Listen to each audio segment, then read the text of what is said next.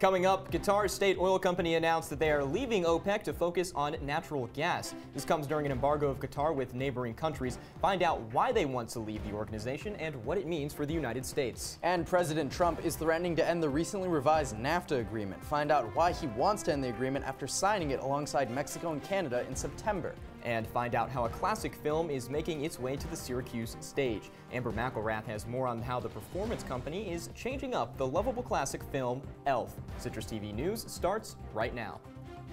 This is Citrus TV News live at 6, your campus news leader. The Roman Catholic Diocese of Syracuse released a list of priests with credible allegations of child sexual abuse against them. Good evening, I'm Elijah Shama. And I'm Chris Venzon. 38 of the priests are already dead, according to the diocese and the county attorney. None of the active priests currently have credible accusations of child sexual abuse against them. CitrusTV reporter Anthony Dabbundo is live at the diocese with more information on the release of the list. Anthony, what can you tell us? The Roman Catholic Diocese announced today that 57 priests who have been credibly accused of child sexual abuse have had their names released. Now, 38 of these 57 priests are deceased. The other 19, they haven't served in the church since 2002. And in 2002, 32 priests were removed from the Catholic Church, a part of the Charter for the Youth Protection Agency. So these priests haven't served in the last 16 years. However, they did announce today that there are 85 credible victims who have come forward and accused these priests throughout the region. It's important to note that within Syracuse, there are 7 counties that have had credible accusers come forward, from Broome to Shenango to Oswego, all the way into Onondaga. Now, today it was announced in a statement by Bishop Robert Cunningham that he hopes that today's announcement will help to move the Catholic Church forward. In his statement today, he said, quote,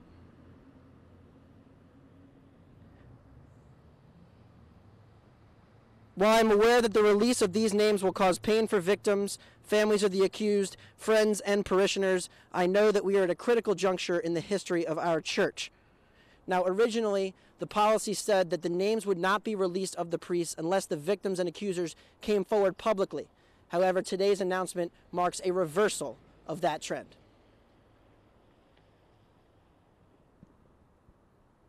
What is the diocese doing to reconcile the alleged wrongs in this situation?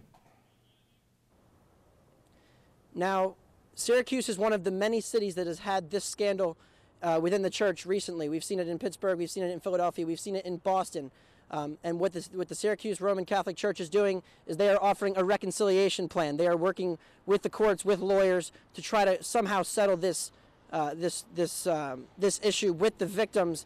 Obviously, with 38 of the priests being deceased, they won't face any penalties, but some form of monetary compensation is in store for the victims who have credibly come forward. All right, Anthony, thank you for your time. Reporting live from the Cathedral of the Catholic Church, I'm Anthony Dabbundo, Citrus TV. Anthony, thank you so much. The movie Elf is one of the elite, timeless holiday flicks movie lovers annually rewatch this time of year. Citrus TV reporter Amber McElrath is here in studio to talk about how this classic is making its way onto a local Syracuse stage. Amber? As the holidays approach, people are starting to get into the spirit of giving. A select few Syracuse University students were given the opportunity to perform alongside theater professionals. I spoke with 2 SU seniors who are involved in the Syracuse Stage production of Elf to find out why this experience is so valuable. Here, students in the musical theater program are given the opportunity to audition for a co-production with Syracuse Stage. The co-production allows students who are cast to work alongside industry professionals. For me as an actor, I love seeing their process. I love seeing what they do to prepare for a role. Just learning day to day, watching them, I think that would be the best experience. One co-production is guaranteed each year during the winter. Syracuse students not only get to collaborate with professionals, but also with their very own professors. Watching them dance and sing, and that's not something we experience in our classes every day. And so the fact that I got to see them do what they're really good at is incredible. The things that they teach you in class, you're watching them do it firsthand. So seeing them apply what they teach you is really awesome. Each student has their own takeaway from their experience in the show. I think this is awesome because I am getting that foot in the door, working with professionals, but still having the safe space of being within a university and working as a student. This show is not only valuable for students, but the community as a whole. This year's production of Elf captures the true essence of the holiday spirit. My cast is so much fun. This show is like just full of life and energy and love and spirit, Christmas spirit.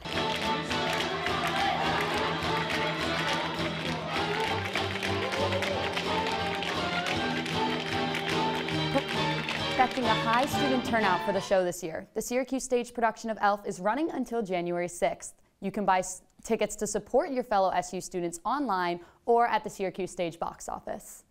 Amber, thank you. Moving on, the rock band Kiss is taking over Central New York.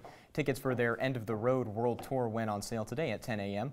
Tour stops are planned for the Lakeview Amphitheater and Darien Lake Performing Arts Center. The band is performing from August 23rd to August 27th. Tickets can be purchased online. And Syracuse University senior Dina Eldawe was named a recipient of the Marshall Scholarship. The prestigious two-year scholarship is provided by the British government, and it allows an American student to study in the United Kingdom. Eldawe is only the second student in Syracuse University history to receive the honor. She double majors in civic engagement and international relations and is set to graduate this May. Eldawe will pursue 2 master's degrees while in the UK, one at the University of Sussex and the other at the University of Oxford. On Friday, Chancellor Kent Syverud announced the members of a search committee for a chief diversity officer. The position was created on the recommendation of a work group on diversity that the Chancellor formed in 2015. The 12-member committee will work with the search firm Witt Kiefer to vet candidates. Falk College Professor Keith Alford has acted as the interim chief diversity officer since July 1st. The SU Wellness Initiative is offering 2 work-life learning opportunities for staff members. The first workshop is covering challenges in planning for the future. The second is a webinar that offers ways to help children improve their self-esteem and make healthy decisions. The first event is this Thursday from noon to 12:45 in the Peter Graham Scholarly Commons. The second is this Friday from noon to 1 p.m. Registration for both events is open now. So, the weather went from really cold and really not good to really warm and still kind of not good. Right, Elijah. I'm sure that many students are hoping that some sunshine will return as they start to begin to study for finals this week. I am. We have weather anchor Riley Burg in studio. Riley, what can we expect for this week? Well, we're going to see some sun coming up this week, but as for today, I would definitely consider this ideal studying weather. It was gray, it was gloomy, no sun to distract you at all. If we take a look outside right now, we're looking at about 34 degrees and we're seeing some flurries, and that's going to continue into tonight. If you take a look, 31 for tonight. Again, seeing those snow flurries, it's going to be pretty much cloudy throughout the night. We're only looking at about 1 inch of accumulation tonight and just some light winds. So don't worry, it'll probably be melted in the morning. But even though we're not seeing a ton of snow, I'm sure you're still dreaming of sugar plums and Christmas break. So stay tuned. We're taking a look at the CitrusTV crystal ball. We'll predict if Mother Nature will be sending any wild weather to disrupt your travel plans next week. But for now, Chris and Elijah, back to you. And new details on the new police chief. Kenton Buckner was sworn in today as the new chief. He is replacing Frank Fowler, who retired on Friday after being on the force for 29 years. Syracuse Mayor Ben Walsh introduced Buckner to a crowd of local and state officials today. The ex-chief of the Little Rock Police Department in Arkansas got emotional as he talked about the chance to serve. One of Buckner's goals is to reduce crime and build relationships with the Syracuse community. And erosion has shut down parts of the Onondaga Creek Walk near the Onondaga Lake. Officials say the city plans on repairing the damage next year while building the Onondaga Lake Lounge. The city is seeking bids for the lounge next spring. This comes after Syracuse won a grant of more than $700,000 to build the lounge. Despite park workers shutting down parts of the northeast end of the Creek Walk, the rest of the Creek Walk is open. A Utica man is accused of sneaking into the residence of an underage girl Friday night. 31-year-old Han San is allegedly involved in a, quote, dating-type relationship with the young lady. The New York State Police Department arrested San Friday morning. He was charged with misdemeanor endangerment of the welfare of a child and is considered a level 2 sex offender. San was also convicted of assault and attempted rape in 2012, for which he was sentenced to 2 years in California prison. San is currently in custody and being held in the Utica Police Department. His arraignment is pending in Utica City Court. And coming up after the break, the CEO of a Filipino media news outlet, Rappler, presented herself in court today. Find out what charges were filed against her while she was abroad. And we remember the 41st President of the United States as George H.W. Bush's casket lies in the Capitol as a part of his 4-day burial ceremony. Citrus TV News will be right back. There's one thing you can never have sex without. It's not something you buy. Or something you take. In fact, there's only one way to get it. It has to be given to you, freely. It's consent. Because sex without it isn't sex. It's rape. Consent. If you don't get it, you don't get it. It's on us to stop sexual assault. Learn how and take the pledge at itsonus.org.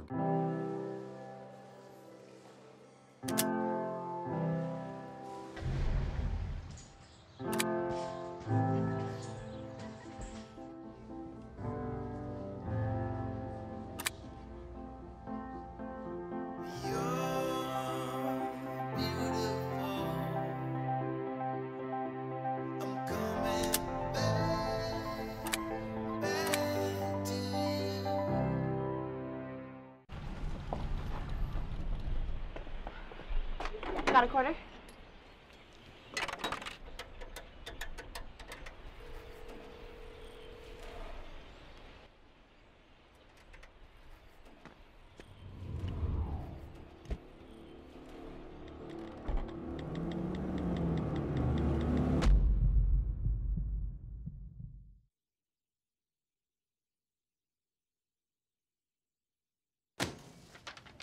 Hey, Hard, what's this? That's my resignation letter. You're resigning. Why? Because you're constantly ignoring me. You're half as active as you used to be, and you eat stuff like this. You've been putting me under a lot of pressure lately. That's why I'm ready to quit. I forgot. I'll do better. Please. Don't quit on me. Okay. But remember, it's not what you say. It's what you do. Listen to your heart. Don't let it quit on you. Let's go for a walk. Uncontrolled high blood pressure could lead to a stroke, heart attack, or death. Get yours to a healthy range before it's too late. If you see news happening on campus, in Syracuse, or across the nation, call the Citrus TV Newsroom, 315-443-1177, or tweet at Citrus TV News, your campus news leader. Welcome back to Citrus TV News Live at 6. The country is gathered today to honor the late 41st President George H.W. Bush, who died on Friday at the age of 94. The 4-day tribute ceremony started today with a departure from Houston this morning, where authorities took his remains to Maryland. Right now, Bush Sr.'s casket is staying at the U.S. Capitol until Wednesday morning. People are allowed to visit the casket during that time. Bush's funeral will take place at the Washington National Cathedral. As Bush requested, President Trump will attend the funeral. Elsewhere, New York Senator Chuck Schumer wants the hotel company Marriott to foot the bill for victims of the company's data breach. The hack affected 500 million people who stayed at Marriott's Starwood properties. Schumer added that more than 300 million of those customers could have had their passport information compromised. He is demanding that Marriott immediately notify those at the greatest risk and pay the $110 for each passport affected. President Trump says that he plans to terminate the North American Free Trade Agreement. This comes after he signed the revised version of the agreement with Canadian Prime Minister Justin Trudeau and Mexican President Enrique Peña Nieto. Trump made the announcement on Air Force One while leaving the G20 summit in Argentina. The proposed U.S.-Mexico-Canada Free Trade Agreement will still need to pass through Congress before it can take effect. And new details in Qatar's state oil company. Today they announced that they will be pulling out of the Organization of Petroleum Exporting Countries, or OPEC. This comes after being part of the OPEC for nearly 60 years. Qatar will officially leave the organization at the start of 2019. Oil prices jumped today after Russia and Saudi Arabia hinted crude oil production cuts may continue. Experts believe Qatar's exit signals an organizational shift towards natural gas production. And an update on the escalating conflict between police and protesters in Paris. On Saturday, police threw tear gas and sprayed water cannons at the crowds during the riots. The protesters are unhappy with the recent tax hikes on fuel as part of a proposed government carbon tax. Earlier today, ambulance workers protested the Assemblée Nationale. France's interior minister says that it has deployed nearly 40,000 police officers and 30,000 armed forces to contain the protesters. French President Emmanuel Macron has said on Twitter that he will respect the protest but not accept the violence. He also ordered his prime minister to hold talks with the leaders of the movement. And the CEO of a Philippine media outlet surrendered herself to court today.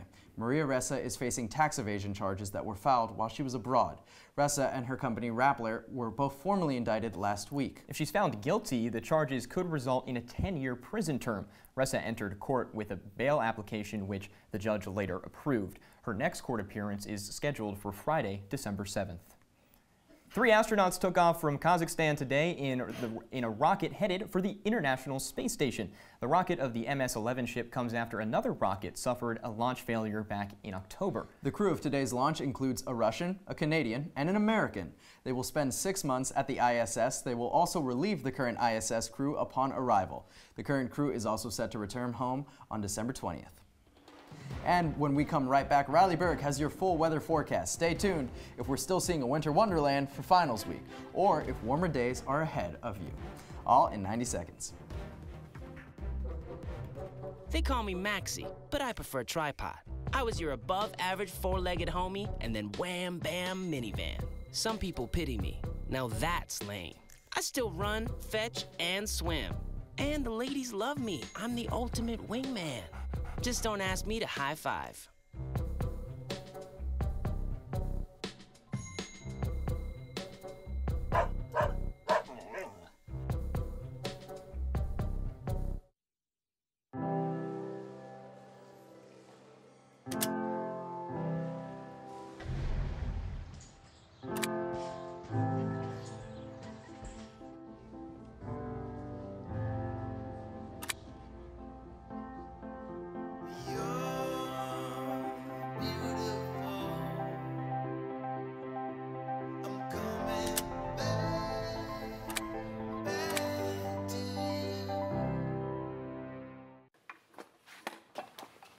Did you hear about the pony with a sore throat? He was a little horse. Can I tell you a cat joke? Just kidding. Why couldn't the Why was the basketball court all wet? Why? Because the players kept dribbling all over it. Where did cats go on vacation? New York.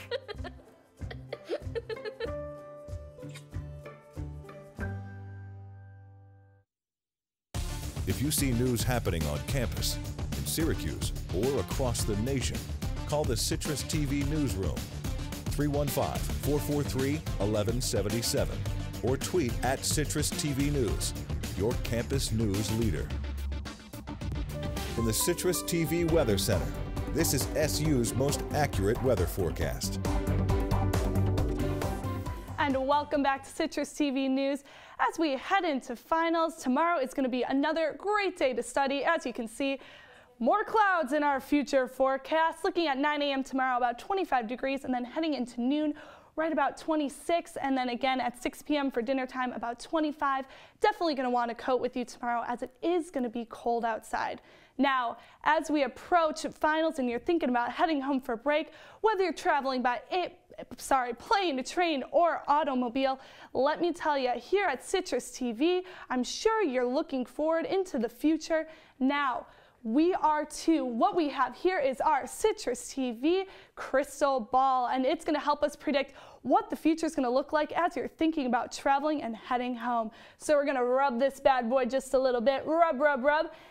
And you will see that we have partly sunny skies throughout next week, so you are not going to have to worry too much about traveling delays, whether you are traveling by plane, train, or automobile. You can see as we look outside, it's just going to be nice and sunny and just a few clouds. So a great way to go out of the semester. Stay tuned and I'll tell you if there's some more sun in the future forecasts for this week.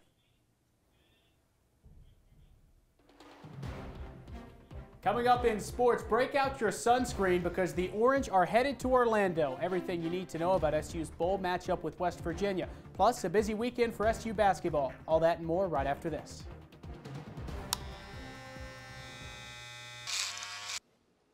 You've messed up your son's haircut. Mom? Do you A, try to fix it, like it never happened. B, work with what you got. Or C, show solidarity. Thank you, baby. As a parent, there are no perfect answers. But you don't have to be perfect to be a perfect parent. Thousands of teens in foster care will love you just the same.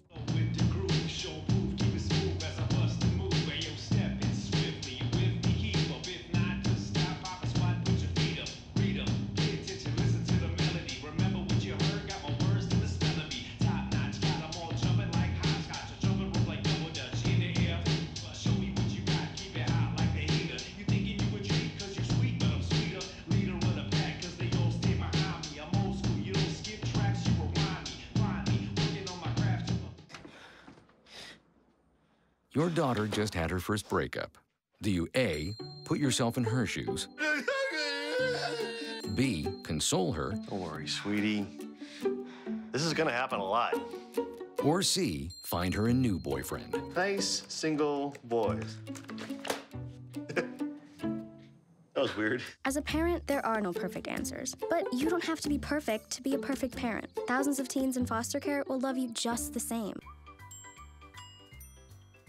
Fancy pants peanut butter? A big screen television? You haven't even bought a sofa yet. A motorcycle?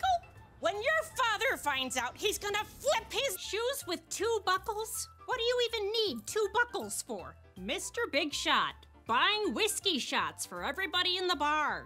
From the looks of it, I'd say nobody even remembers. Feed the pig. And now, your CitrusTV Sports Report. Welcome back. I'm Johnathan Hoppe. Things have worked in Syracuse's favor all season. That continued this weekend. The Orange have been selected to play in the Camping World Bowl against West Virginia. It's a top 25 matchup that could be one of the best bowls of the season. The Orange and Mountaineers both have top 15 scoring offenses and 2 of the best quarterbacks in the nation. Orlando also isn't a bad place to go in December, but this game means more to Syracuse than just a holiday vacation. A football team that goes double digits and win 10 wins, that just doesn't happen very often. It's happened like once every 7 years of my career based off the schools that I've been at. And it kind of separates you from a lot of football teams. It's a big difference between being a 9-win team and a 10-win team in college football. And it really will cement this class and really give them what I think they deserve based off of all the work that they've put in. Syracuse basketball continues its non-conference play, this time a matchup with Cornell. The game was supposed to be all about the Boeheims, but the Big Red had other plans. To the Carrier Dome now, a great matchup in store. Cornell's Jimmy Boeheim in town to face his brother Buddy for the first time, all with Dad Jim watching closely from the SU sideline. Slow start for the Orange in this one, but this O'Shea, Brissett, and one put SU up by 4 with 5 minutes until halftime. A few minutes later, a Tyus Battle basket put SU up by 6. Battle and Brissett accounted for basically all of the Syracuse offense. They scored 45 of the Orange's 63 points. SU led by 9 at the half. From there, Matt Morgan, he was sensational. Check out that contested corner jumper. Followed that up with a 3-pointer right here later in the second half. Cornell trails by just 1 with 8 minutes left. Keep in mind, SU was a 20-point favorite. Morgan finished with a team-high 26 points for the Big Red. From there, SU pulled away, though. Frank Howard unloads from downtown. That was his only bucket of the game. Then Tyus Battle, right here, he seals the deal with an aggressive drive to the hoop. Battle was great in this one and was named the ACC's Player of the Week because of it. Syracuse picks up a 63-55 win. Fun night for the Boeheim family, but not much fun on the court for the Orange. Tyus and O'Shea just played well enough for us to win. Other than that, there was nothing really good tonight at all that I could see. And that's disappointing coming off Wednesday night where we did a lot of things well, overcame a lot of things, and then to come out here and play like this is, I can't tell you how disappointing it is. Meanwhile, the SU women's team dominated Towson 98-55 on Sunday. A bounce-back win for the Orange after a road loss to Minnesota last week. 5 different SU players hit double digits, a season-high 19 points for Digna Straupina. 10 of those points came in the first quarter. The Orange continue their 3-game homestand on Wednesday against Maryland Eastern Shore. After that, it's a school day matchup with Niagara on the 17th. A busy night for basketball in New York City. The Knicks look to start a winning streak against the Wizards. Over in Brooklyn, the Nets need a win in the worst way. They've lost 6 straight and haven't won at Barclays Center in a month. The Nets look to change that tonight when they host the Cleveland Cavaliers, one of the worst teams in the NBA, so pretty good chance, but Nets also not that great of a team themselves. They've only got 8 wins on the year.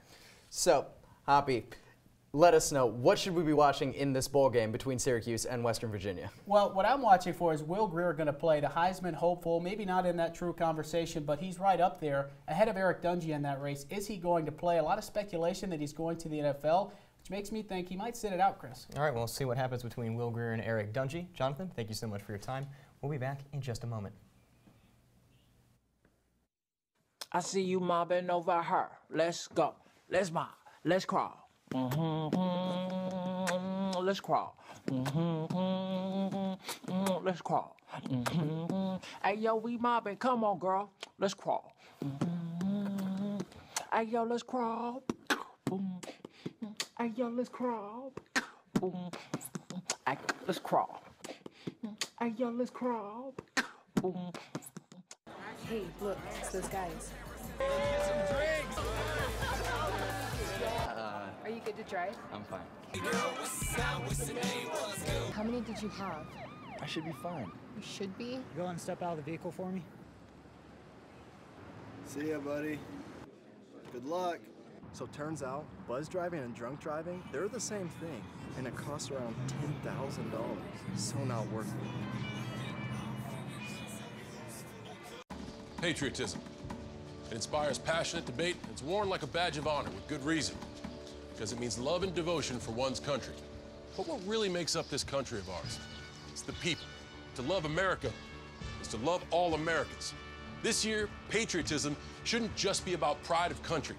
It should be about love. Love beyond age, sexuality, disability, race, religion, and other labels. Because love has no labels. And welcome back to Citrus TV News. As you can see, a little sun tomorrow, but then for the rest of the week, we're looking at more clouds, unfortunately. A few flurries on Wednesday and Friday, but not too much snow accumulation throughout the week. And so corn seems to be changing the climate. An article released by the Atlas Obscura described how an increase in corn production has actually lowered temperatures in some areas across the U.S. It has also created weather patterns that protect corn crops and boost yields. Further, MIT researcher Ross Alter found that heightened corn production also surged summer rainfalls. So to sum this all up, the more corn that is produced results in an increase in greenhouse gases, which ultimately affects the weather. Some stuff we normally wouldn't expect out of our very favorite dish, corn. Riley, thank you so much. Yes. An international art icon is putting one of his pieces on auction for charity. The graffiti master Banksy is selling a boat from Dismaland from his temporary amusement park exhibition painted 3 years ago. The piece interprets a crowded boat filled with migrants. Critics say it is typically interpreted as a commentary on the European migrant crisis. The money will go towards refugee support services. The raffle closes December 22nd. Okay, so that's all the time that we have for you today, but we want to say special thanks to our executive producer, Leonza Reyes, and her work in making this semester a memorable one for Elijah and I. I know that we appreciate all that she does to help us stay prepared, and we also want to thank the numerous behind-the-scene crew members that make the show run so smoothly. We really appreciate all that they have to do for us. That's right. This show is nothing short of a team effort, and we are incredibly thankful to everyone who shows up every Monday and really helps us do this and put on the great television that we think we put on. And I'm Elijah Shama. Tune in to a new episode of Talking Points at 7:30 featuring myself and Galat Malamed. Have a good night, Syracuse. I'm Chris Venzon. See you later.